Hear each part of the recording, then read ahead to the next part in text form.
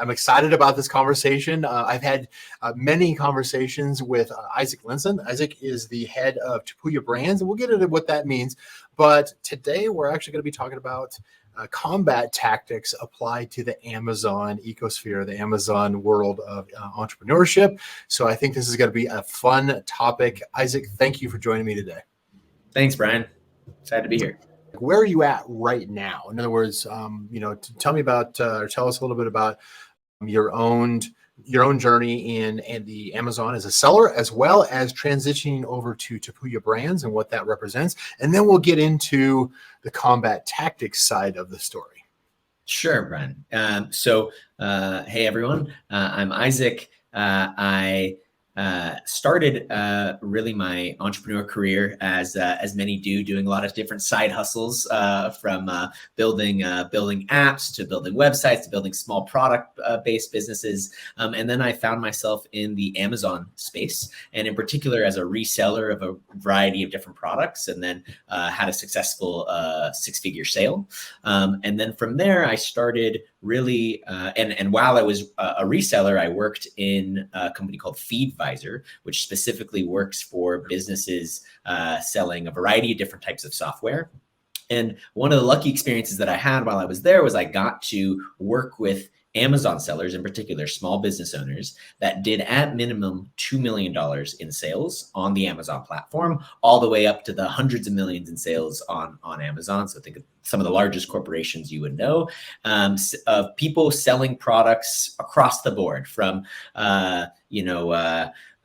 bong-looking bird feeders to car door parts to anything you can imagine as a private label sales in order to grow these really fantastic businesses. So what I understood was that some of the market of aggregation came up, and some of them were my early clients when Thrasio was just 8 people, Perch was 20 people, SellerX was very small coming on, and they were looking for help on, what technologies to use, how to grow my business. I purchased a business, but now what? So what I would do, as well as a lot of the members of our team, would try to understand, what type of technologies they should use in order to scale their growth. What type of people? How should they allocate their capital more efficiently? So I started Tapuya Brands as a company that mainly focuses on entrepreneurs who are looking to build products that have stories behind them, that understand who their consumers are in the Amazon space. So I like to break it down as a difference in entrepreneurs. There's some entrepreneurs that are looking to grow Amazon-based businesses that lead to an eventual exit. And then there's other entrepreneurs that look to build products and build stories behind their products for their consumers that happen to sell on Amazon.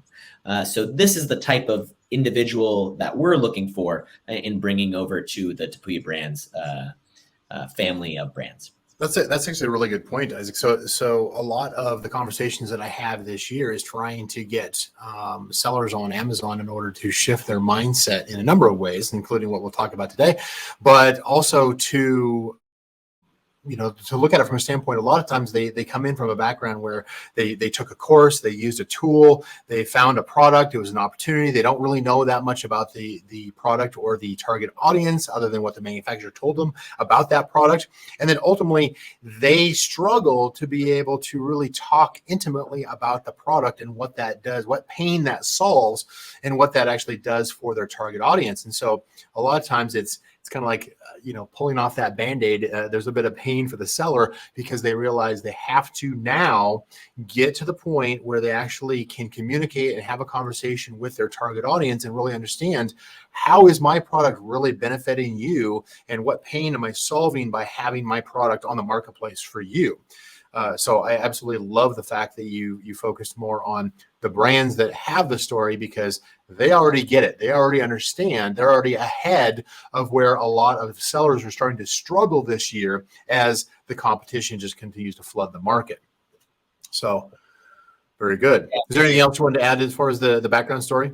Well, and to your point, just on the Amazon side, it is just, in my mind, another transition of the Amazon entrepreneur, right? Right. It really was, and we can even go back further, but reselling was the way to make money on Amazon for a very long period of time, right? That was the focus. And then that started transitioning over to white labeling or private labeling products. And then now that is a very large chunk.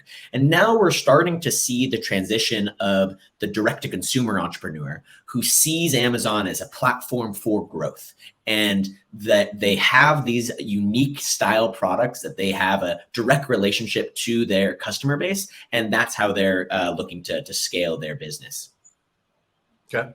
Yeah, that's a good point. I think there's a lot of, I mean, that topic I could go on for hours all by itself, because I see so much of it now where the trend is there's only so many levers that you're going to pull within a product business on Amazon, and there's other audiences, there's other sales channel, e-commerce channels, there's other social media, there's other avenues in order to and there's other methods in order to increase your business, expand your audience, and the marketability of a product line and an entire brand, of course.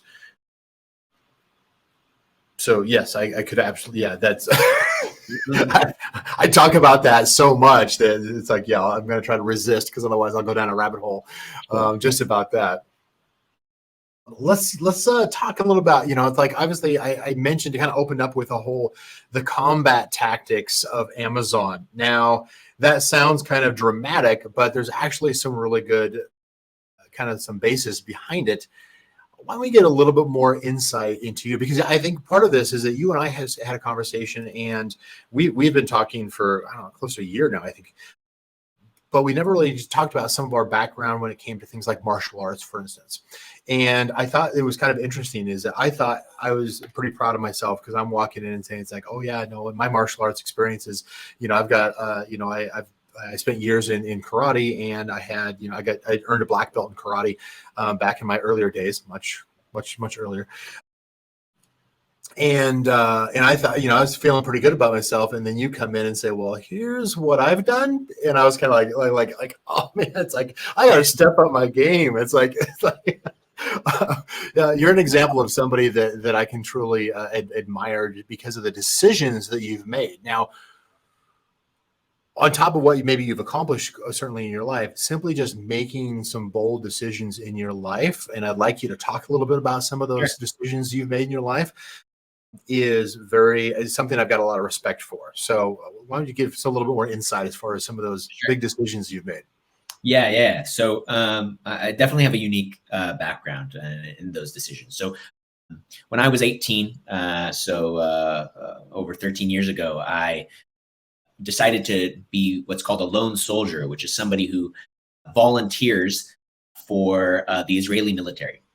So what I did, and I'm from Southern California, so decided to go and move to Israel, where I didn't speak the language. I'd actually never been there, didn't know anyone who'd ever done this. Pretty brash decision, you could call it.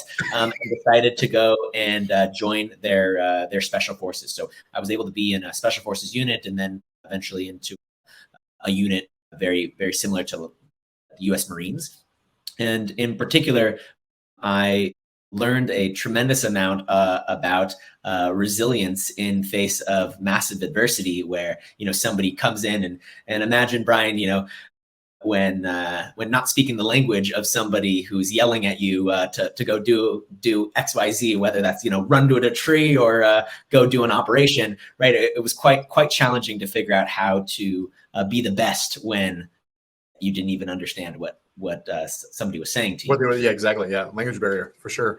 So very fast, rapidly learned, right? Thrown into the lion's pits, was able to learn the language, able to make a lot of friends, and had a very fruitful experience. But it taught me a tremendous amount about the culture of that people, how the military how the military really in Israel provides a tremendous amount of people in the entrepreneur world, right? Israelis have a huge ability to create massively wealthy companies across the board of industries, largely in tech right now, because that's the scene, and they also have a huge tech development in Israel. But in my mind, it has to do with the way that they think out of the box. So one of the great things I took from my business career has been always thinking about things completely out of the box. So that was one thing that I'll get into in a little bit. But then after my time in Israel, I came out. I had 3 slip discs. I was just beaten up like to the core, and decided that I really needed some relaxation. I needed to go and just meditate, feel that I could take the opposite, right? How was my yin and yang? I needed the yin to my yang. So Yep. I watched the movie Kill Bill. True story. Watched the movie Kill Bill and saw that, hey, I never had this idea. Hey, I can learn martial arts. I can be actually really good at martial arts. I can go learn martial arts while also having the meditation type of experience. And I found a monastery in the mountains of China that accepted foreign students. And I, quote, applied and was able to get invited to come and learn from the Shaolin monks that were there. In order to learn a variety of different things, from Bagua to Tai Chi to Shaolin Kung Fu, and in particular a type of Kung Fu that I did, which was closer to like a boxing type of Kung Fu. So I was able to live there in the mountains of China for 6 months, training 10 hours a day, every single day, in a variety of different methods, in order to kind of take myself away from the military mindset. Right. Now, it's kind of interesting is that in our conversation is that you brought up a really good point that kind of put things in perspective is I trained for years in martial arts in karate, but it is not the same comparison. In other words, mine was very much more for sport and fitness and, recreation, if you will. Although a couple of black eyes and broken fingers later, maybe not. But at the same time, I was never in fear of my life. Right. Even with full contact at some point.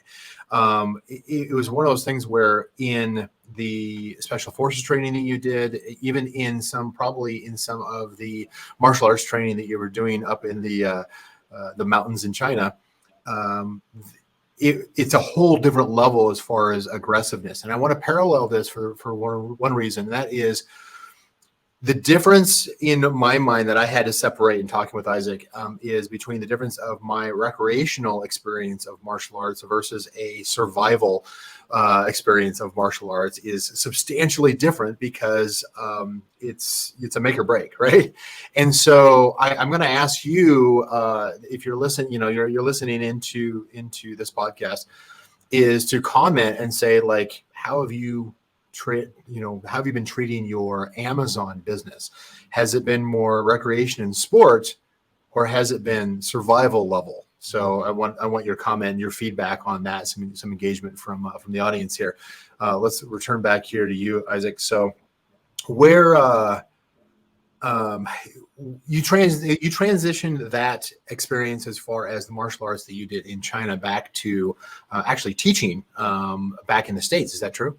That's right. Yeah. So right after this, I learned that, hey, to be a Shaolin monk, to be somebody who trains, these guys are training from 8 years old all the way up into like 20 when they were teaching us, right? So training intensely, that was just something that wasn't realistic in my life or for a lot of the other people who were training with me. So I thought, hey, with my experience with being in Israel and doing Krav Maga in the military, I wanted to come back to the States and really dive deeper into the Krav Maga world, which I love so much from a lot of reasons, from the thought process that I got from before in Israel, is thinking out of the box and how to handle stress in very, very stressful situations and staying very focused, being able to be breathing through this intense stress and being agile in the way that we're thinking, as well as this fundamental idea of continuing to keep going, and right, that there's no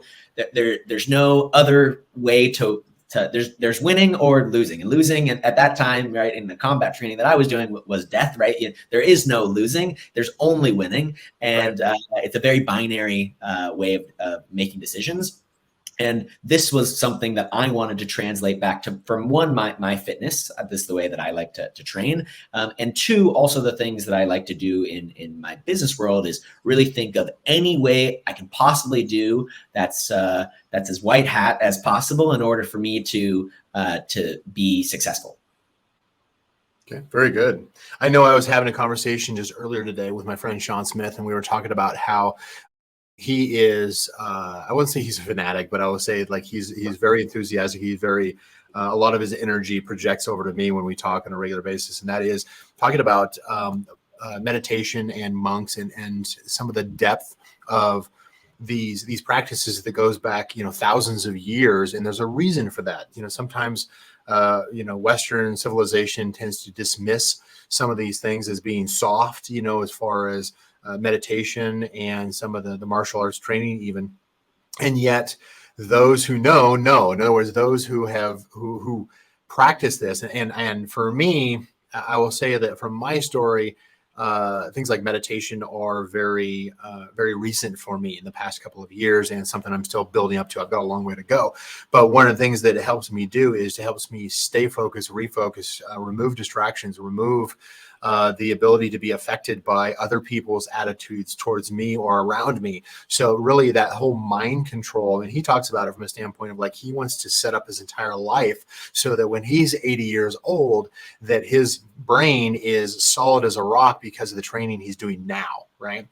And that's kind of where I see some of the dedication that you've put in, because we were talking about things like Navy SEALs and some of those that have that mindset like yourself, where you made certain decisions because you knew this is what was right for you. You had no idea necessarily what you were getting into, but at the same time, you knew that it was the right move for you. And you took a lot away from that you've been able to apply to not only right now, but potentially for the rest of your life. That it's very true. And going back to what you were saying, in my mind, it's a view of balance, right? You want to think very aggressively and very focused on what you're working on and put all your energy into it, and really not stress out on all the small things, which I think meditation really helps with. So, I've been meditating now for over a decade, and being able to be really one with myself, being confident in myself, and having myself control my emotions and not letting others control me, I think is something that's very vital for any business owner that's an entrepreneur that's going through the tough times of building a business. It is extremely challenging and sometimes very lonely, and sometimes very rough on your bank account, right? Just kind of very much depends on how you're scaling and what you're doing. But yep. Being able to make sure that you are focused on that goal and stay repetitive on what you're doing in order to scale there as fast as possible is something that, again, provides, from my background, both on the Asian meditation and thinking about, so I do Qigong is the way that I meditate. And then also in Krav Maga, which is thinking about, there's no losing. You have to find an efficient way to take out your enemy or to succeed in whatever goals that you're trying to achieve. And you've got to be dynamic in it too. In other words, you were saying before, is like, life and death is binary, right? But you're in situations and you may not know the outcome. You may not even know what your next step might be, but sometimes you've got to pivot fast enough. You've got to change fast enough. There's two things actually I was bringing up. One of them is the ability to adapt quickly, even if things go against what they're not going to plan, right? They're not going to the way that you hope they would. And so you've got to be able to adapt quickly and make other decisions, which is something I see every single day. I hear a lot of chatter on within the Amazon seller community is, oh, my PPC is expensive. There's nothing else I can do. Oh, my stock is, stuck on a ship outside of Los Angeles. There's nothing else I can do. And they allow themselves to be trapped in a corner when, obviously based off of your experience is, you've got to be able to fight out of the corner. You've got to be able to make some new decisions and to get real creative because it can be life and death. And from a business standpoint, granted, it's not, true life and death, but if your business is important to you, then obviously you should be making decisions and being dynamic in the decisions that you make.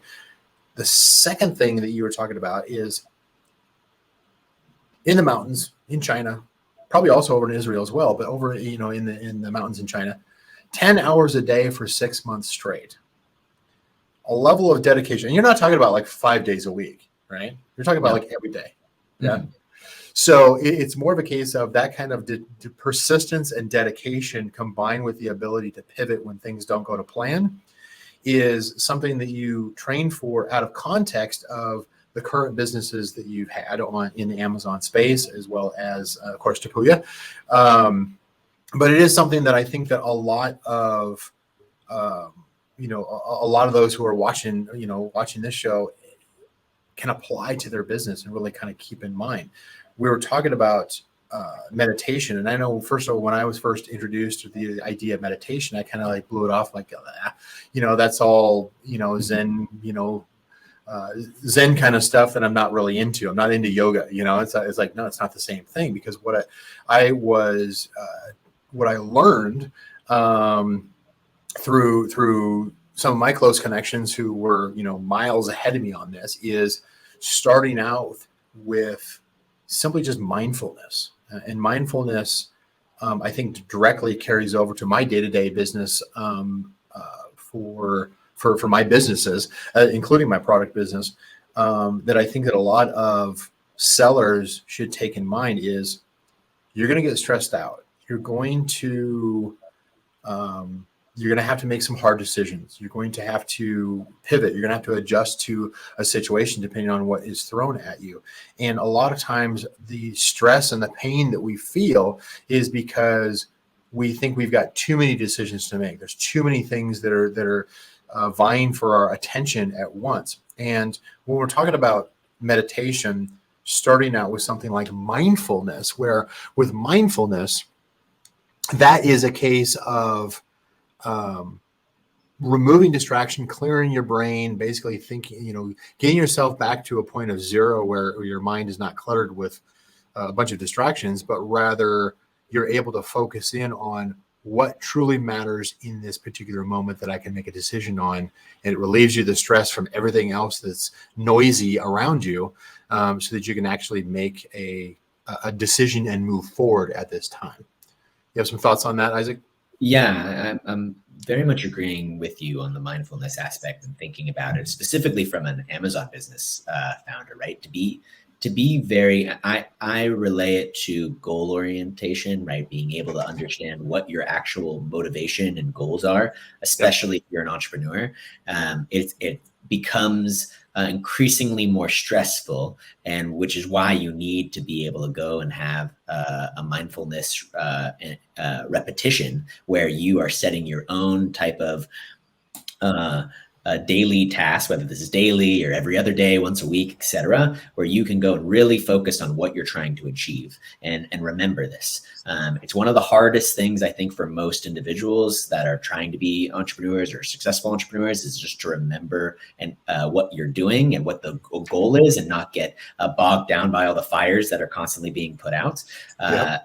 So especially if you are the Amazon seller or Amazon entrepreneur that, going back to what we're doing at Tapuya Brands, right? We're looking for that Amazon entrepreneur who's really thinking about it as a much larger business and has a huge potential to be more than just a product-driven business. And thus, the story and the thought process behind how to build that is so incredibly important. And there's so many fires and that you have to put out in order to get there, that being very mindful and being very focused and strategic is exactly the type of individual who we're looking for, and also the type of individual I love being around personally, as somebody who's done a few things.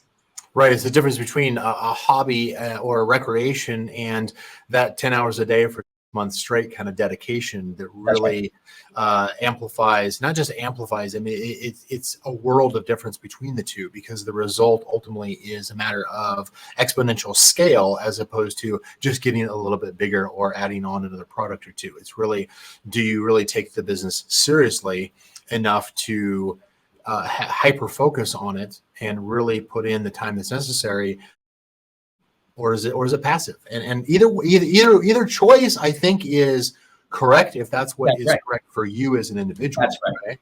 100%. Just so long as you're making a choice and you acknowledge what that is. Don't get yourself in the middle between those two and making the hobby effort and think you're going to get the exponential, pro seller kind of results, right?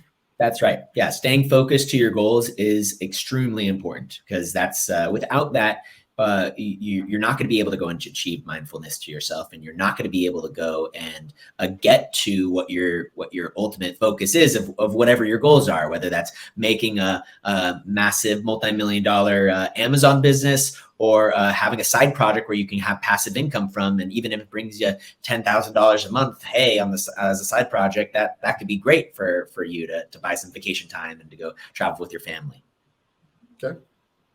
What's another tactic that you can think of, Isaac, that you learned? Let's go back to I'm going to have you remember back to as far as to the Israeli combat training. Is there anything from there that you can think that, funny enough, applies directly to the Amazon business? Yeah, very, very much so, Brian. So in the world of in my experience from being a combat soldier in Israel, and then translating that to what I did when I was teaching Krav Maga in the States and Brazil and in Israel as well, is really something I want to underline here, is thinking out of the box. It's something that is not a traditionally American way of thinking. We like to think about solving problems inside the box. And in the Amazon world, where you're competing against everyone from Amazon to sellers around the world that have different mentalities of the way that they're achieving success, we all know that there's a variety of different white hat, gray hat, black hat tactics that people are trying to leverage in order to grow their businesses. I'm mainly speaking about ways that you can grow your business with the mindset of thinking differently than your competition. How do you then, whether that is through product creation, how do you iterate your products differently, better, that more focused towards a type of consumer? So how do you go and build a product that your consumer loves more than your competition, all the way up to your marketing strategies? How do you think out of the box in terms of your marketing strategies? Growth hacking, right? Some of the biggest winners I've had the lucky experience to review their businesses as well as review their tactics are people who I come away and like, wow, how do you ever think of that? Like, it's so meta sometimes in the way that they think about how their consumers are going to react to this post, and that's going to react to their competitors' post, et cetera. Like, there's a lot of ways that a real good strategist can think about how they grow their business, specifically in the Amazon vertical, which allows you to do so much because Amazon is the greatest place to be an entrepreneur. I stand by this every day, 100%. $39 a year, right? That's it. They'll help you with supply chain. They'll help you with I'm simplifying it here, but they help you with so much compared to any other place to be an entrepreneur. And I think if you can leverage all the amazing benefits that Amazon can give to you, to think about how you go and think more strategically in terms of your success of building a big brand on Amazon, as an example. Right. This is something that my experience and what we're doing at Tapuya Brands and what I've done in my reselling days was able to go and achieve quite good success with. Yeah, now obviously you don't have to have the kind of advanced level training that you've had in the past that you went and doubled down on between Israel and China. Now, in both situations, you obviously had a language barrier, right? In both situations that I think that a lot of us who have ever anybody who's ever talked to Amazon seller support knows exactly the language barrier. So it's like you're not understanding what I'm trying to tell you clearly, because you're not listening, or you keep on coming back with the same thing. And so that's kind of obviously kind of a running joke that it can be painful sometimes. It feels like it. And some of the other ones that are, we talk about as far as like being, in the Amazon space. It can be fun and it can be frustrating at the same time. But, you get somebody who does like a black hat. You have any kind of success with your product, you're probably going to get a black hat attack at some point, right? You're going to have somebody, a competitor who is going to not play fair, right? They're going to play dirty. You ever get in fights in Israel where somebody played dirty, or is that always what it is? No, playing dirty is a different. I have my own opinions on that, but no, and I was lucky enough never to be in a situation where I really felt like I was in the life or death scenario. Luckily, but definitely coming back when I was teaching Krav Maga, right? This is something that you're always thinking about, and you want to have in case somebody comes and wants to really attack you to that life or death situation, and of course, right, to your point earlier, right, making a business, specifically an Amazon business, isn't life or death in any way. But if you take it and you strategize where, hey, my family's not going to eat tonight if I don't make this thing happen, right? Then you're going to be able to think of way more things in order to solve that problem, way more solutions to solve this problem than you would have if you just kind of said, hey, I can solve this another day. So this is something that I give to my team all the time is, how do you take full ownership of your business and the success that it has? In thinking about different strategies, it's very easy, and I'll say this for sure because I'm sure there's people on here who go to the black hat tactics immediately in order to go and solve and scale fast. We're all playing in the game of Amazon, and in that contract that we all signed in order to be a member of their marketplace, it is something where you don't want to poke the gorilla. It does hurt you. So it's much smarter to play within the game's rules, but to think about the game differently than your opponents. Exactly. Now, and man, again, so many hours that I could put into that one.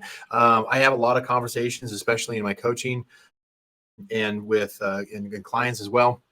And that is adapting to the situation. If things aren't going, the greatest for you in the Amazon space this particular year for a number of reasons, and there are a number of reasons, and the levers that you're pulling are not getting the results that you need. I know, Isaac, that you and I both believe in the ability to think outside the box, as in like Amazon as a box, right? There are other platforms. There are other ways of driving your own traffic. There are other locations where you could sell on and start building up. If what's that old analogy? It's the old saying is that when's the best time to plant a fruit tree? It's like 40 years ago. When's the next best time? Today. You got to start at some point. And I want to circle back around to something that you were telling me regarding Krav Maga, which I thought was interesting. Kind of paralleling my martial arts with your martial arts experience is. Sure. Because mine was more of a non-traditional karate and tournament based, and there was multiple belts throughout the years. There were probably 150 different kind of tactics or combinations that we could do that were in our toolkit, and we felt pretty proud of ourselves as far as having everything. But when you actually got into a tournament, or even worse, got into a street fight, which I've done also, into a street fight situation, all of a sudden that big toolkit, all these things, all these options that we have, very much like all the checklists and the training that we get in the Amazon space, saying you could do all these thousands of different things. When it really matters and it's really that critical, it comes down to like 3 or 4 key things that you can execute well on. And I know that you were telling me more about that from a Krav Maga standpoint, that's part of the principle of that is the simplicity that gives you the competitive advantage, right? That's 100% right. So, for those who don't know about Krav Maga, without going too in depth, really, it is a combination of a variety of different martial arts. So from boxing to jujitsu to variety different more, Asian type of martial arts as well. Yep. The focus point is really building a very, very fast amount of a muscle memory in what is, to your point, Brian, the most efficient way to get out of a situation, right? It's actually, there's 2 ways that it's taught in from a military mindset where, it's the win or lose, win or die. But then of course we can't think like that in our box world of America, right? Most situations you can't, it's not okay that if you kill somebody, right? There's no win or lose. So a lot of it is actually thinking about how you can get out of a situation. A lot of it is situational handling, and de-escalation is probably the number one thing that you can do from a Krav Maga standpoint, is figuring out ways to de-escalate very quickly with, if you have to, no violence, but if you have to use violence, how do you do it in a very short way? And how do you build that into your muscle memory, where you can, in those times where, you have 150 things to think about, or abilities to go and have, how do you have your body react when you're extremely stressed out? This is the things that we're trying to build. And on the Amazon Marketplace side, right, there are a lot of violence, you mean? yeah. So on the Amazon Market side, there's a lot of similarities in the way that things can be done. Of course, when shit hits the fan type of thing, right? When everything goes down and everything's stressful, right? You have to drop the 50 things that you're doing and really focused on one or two things and figure out anything you possibly can to get it done. A lot of the time it's communicating with Amazon as quickly as possible to translate the way that it should be done to customer support or to your Amazon brand manager. Right. Yeah, you kind of have to have your go-to tactics, and like you said, that there's muscle memory even in e-commerce. Really, it's very true. And thinking out of the box, to your point of the variety of different ways that you can scale your business, is something that it really does go back to how Krav Maga was formed, where it's taking a tremendous amount of the best moves, quote unquote, from a variety of different other martial arts. On the way that a current Amazon entrepreneur has to think is not just from the Amazon entrepreneurship that was before, which started from the reselling or a variety of different strange, weird tactics that people had before. Those aren't working anymore, right? That's not how you're going to scale. You have to start thinking the way that other businesses are off-platform, off Amazon, are scaling. So direct Shopify businesses, the way that social commerce businesses are scaling, the way that businesses on other platforms and other countries are scaling. How do those businesses react to customers? Because the American consumer market is constantly changing. The way that we buy things are changing. The generations under us are changing. The way that they're shopping and where they shop, how they shop, what price point they shop at. We as entrepreneurs have to constantly be thinking of how we're not only building products for them, which is probably the biggest thing that an Amazon entrepreneur wants to talk about, is I'm great at product building, and that's fantastic, but there's a lot of products out there. How do we go and take those products to wherever those consumers are shopping for all over the world in such a very connected time that we are from a consumer demand standpoint? Right. No, for sure. Okay. Was there any other, I guess, as far as combat tactics that you think is a great parallel to the Amazon industry? Yeah. So the last one I'd say, and I want to keep focusing on, is the repetition, and making sure that you continuously are, just like in Krav Maga, where you're continuously practicing. And in the Shaolin Kung Fu monastery that I was able to be a part of, right, there was times where you're 300 times hitting your legs on a tree, or hitting your arms on a tree to reduce the pain of hitting other people, right? There's a lot of repetition that you have to do in order to get to a point where you're feeling comfortable. And on Amazon, it's very, very similar. You need to get very good at certain things that you're doing and leverage others to help you grow, right? We can't all be really good at 50 things. We really have to learn how to delegate and be very good at certain things that we're doing. So my advice for those who are willing to listen is to find people who are very good at specific things, and trust in them and build with them, and leverage your talents on doing exactly what you do. It'll help you scale faster. It'll help reduce your stress, and it'll help you think out of the box when time is there as the leader of your business. Right. Very good.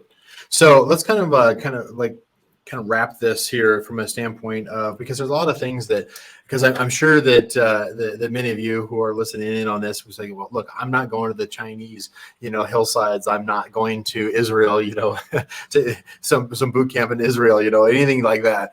What are some things that I could actually do in my Amazon business today that I could actually apply? And a lot of these has to do with some of the principles that we're talking about. You can translate over to your, to your Amazon business. Now, Some of the things we talked about, certainly the commitment, that could be the 10 hours a day for 6 months straight, right? It could be preferably not bashing your shins against trees, but if that's what you're up for, then go for it, right? Certainly the repetition, if you're not dedicating a certain amount of your time in order to develop your systems. One of the things that I have actually in my office here is I have a statement to remind myself on a daily basis to create systems, not set goals. In other words, what that means to me is instead of just saying, oh, I've got this milestone I want to reach, or I want this task I want to complete, I need to be putting in systems so that it gets done consistently with or without me. In other words, things continue to get done on my business, even if it's not me directly. That frees me up so that I can focus on more critical areas that demand my attention, where my superpowers might be, where my skill set is and should be. And so that's kind of where some of the commitment and repetition comes into point. Is it doesn't always have to be you just grinding away. Right? Making sure that you're planning for the future. Within Canopy, we call that, basically setting up the dominoes. Those things those systems or solutions that you put into place that allow things to occur with or without you in the future that need to get done. Right? So that could be training a VA on the first 10 minutes of a common task that you do. It could be that you're leveraging some piece of software in order to expedite some of the tasks that you normally have to do. It could certainly mean outsourcing. Obviously, Canopy Management is in the business of outsourcing when it comes to Amazon marketing and advertising, and we do a phenomenal job at it. There is, of course, what we talked about here as far as adaptation, right? Pivoting when things don't go well. Right? It can be, you may not consider it to be life and death, but what if you did? What if you actually thought of your Amazon business as, this is so critical that I need to take it so seriously that it is life and death? That's probably going to help you make some decisions. I know it certainly has for me.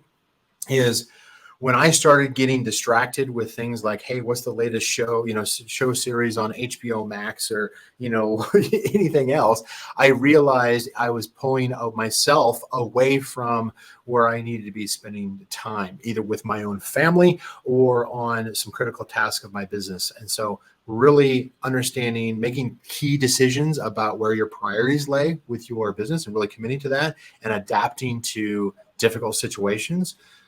I love how you were talking about, Isaac, as far as like thinking outside of the box. And certainly you and I, we've talked about this, is that there's not enough sellers who are really having that conversation with people like you or me regarding what is outside the box, what is outside of Amazon.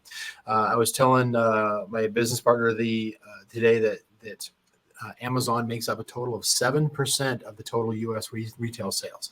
We think Amazon is this big 800-pound gorilla out in the marketplace. Certainly, it's dominant in the e-commerce space, but overall retail is only 7%. It is one leg in a table, right? So you really should be looking beyond Amazon. There's systems you want to get in place, solutions that you should be putting in place for your Amazon business, but there's more beyond just Amazon. So thinking out of the box, being able to adapt to the moment, to whatever attack might be coming at you, is certainly a great way to have some flexibility where you're going to survive, where a lot of your competitors may not.